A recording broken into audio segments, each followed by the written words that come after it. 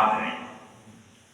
ہمیں چائے خانوں میں بیٹھنے کی بہت عادت ہے, موبائل گھنٹوں گھنٹہ چلانے میں ہم تھکتے نہیں, مگر پڑھنے کو کہہ دیجیے, علم کے لیے کوئی مجلس منعقد کر دیجیے اور کہیے کہ بھائی روزانہ آئیے علم کی مجلس میں آدھے گھنٹہ ایک آیت سمجھ لیجیے, قرآن کی 2 آیت یا ایک حدیث پاک سمجھ لیجیے, یا خود سے کوئی کتاب اپنے عالم کے لے کر مطالعہ کیجیے, تو موبائل میں یہ 2 گھنٹہ 1 گھنٹہ دے سکتے ہیں, مگر روزانہ 10 منٹ 20 منٹ حدیث اور قرآن کے مطالعے کے ٹائم ہاتھ جوڑ کر التجا.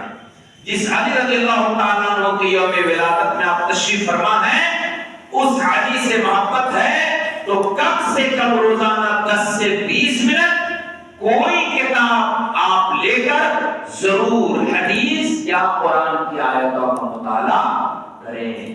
بولیے انشاءاللہ, بولیے. سنیے حضرت علی رضی اللہ تعالیٰ عنہ کتنے بڑے عالم فرماتے ہیں, رسول کریم انا مدینۃ العلم وعلی باب, میں علم کا شہر ہوں اور علی اس کے. اتنا علم حضرت علی کے پاس, قرآن پاک پر اتنی گہری دسترس, اتنا زبردست علم قرآن مقدس کا کہ صاحب ان کے سامنے کوئی آتا تو قرآن کے علم سے ان کا دل ایسا بھرا ہوا تھا کہ جو کوئی سامنے آتا نا پوری زندگی کا اسکین ہو جاتا ان کے سامنے, پوری زندگی کا اسکین ہو جاتا اس کے سامنے, پوری زندگی بھول جاتی اور دیکھتے ہی پوری زندگی کا ہسٹری بتا دیتے. اس لیے کہ قرآن کا علم صرف سامنے کا علم نہیں ہے. قرآن میں جب سے دنیا بنی ہے, جب تک دنیا ہے, جو آسمان میں ہے, جو زمین میں ہے, اگر سارا علم کسی ایک کتاب میں, تو اس کتاب کا نام کیا ہے؟ بولیے. قرآن مقدس خود ہی کہتا ہے وَلَا رَطَبٍ وَلَا يَابِسٍ إِلَّا فِي كِتَابٍ مُبِينٍ, کوئی سوکھی چیز یا کوئی گیلی چیز ایسی نہیں جس کا بیان قرآن میں موجود. بولیے. آسمانی ہو یا زمین ہو, حضرت علی رضی اللہ تعالیٰ عنہ فرماتے ہیں ایسا علم, فرماتے ہیں اگر میرے اونٹ کی رسی بھی کھو جائے تو میں قرآن کی روشنی میں اسے ڈھونڈوں. آپ سوچیں کیسا علم ہے, کیا علم ہے. اسی لیے اب ایک اور واقعہ صرف چند منٹ میں, اس لیے کہ جب تک میں غلام فرید صاحب کی نعت نہیں سنتا ہوں تو میری مجلس جہاں یہ موجود ہوتے ہیں وہ کمپلیٹ نہیں ہوتی, تو میں سنوں گا بس چند جلدی.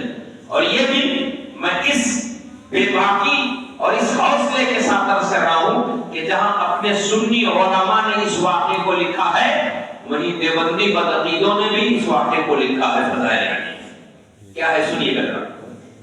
ایک مرد اور ایک عورت حضرت علی کی بارگاہ میں آئے, آ کر کہتے ہیں, مرد کہتا ہے کہ حضرت میں نے اس سے نکاح کیا ہے, مگر جب سے میں نے شادی سے کی ہے اسی دن سے آج تک جب میں اس کے سامنے آتا ہوں تو مجھے محبت کے بجائے نفرت ہو جاتی اور اس کو دیکھنے کا من نہیں کرتا.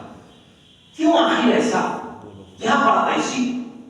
حضرت علی نے جب اس کو دیکھا تو تبسم فرمایا اور کہتے ہیں سنو ذرا دیکھیے گا بیٹوں, میں علم سکھا رہا ہوں. حضرت آج ہم نے قرآن مقدس کو خالی سورہ یاسین پڑھ لیا بہت ہے, سونے میں سورہ ملک پڑھ لیا بہت ہے, قرآن اسی لیے نازل ہوا.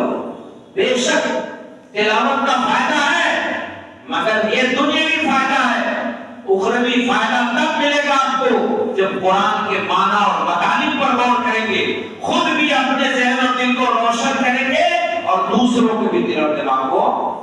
بولیے. اس لیے قرآن نازل ہوا. قرآن کتاب فضیلت ہے مگر اصل میں یہ ہدایت کے لیے نازل ہوئی. کس کے لیے نازل ہوئی؟ کیا کہا قرآن رب قدیر میں؟ الف لام میم ذالک الکتاب لا ریب فیہ ھدی لل, بولیے زور سے, ھدی لل. قرآن نازل ہوا ہے پرہیزگاروں کی ہدایت کے لیے, جس کے دل میں خوف خدا اس کی ہدایت کے لیے. تو بے شک سورہ ملک پڑھیے, سورہ رحمان پڑھیے, مگر سنیے قرآن پر اگر آپ کا ہمارا عمل نہیں رہے گا تو اس کی برکت نہیں ملے گی، تو جانتے ہیں کیا نقصان ہوگا؟ ماذ اللہ استغفر اللہ، لوگ کہیں گے ارے مولوی صاحب لوگ قرآن کی فضیلت بہت بتاتے ہیں،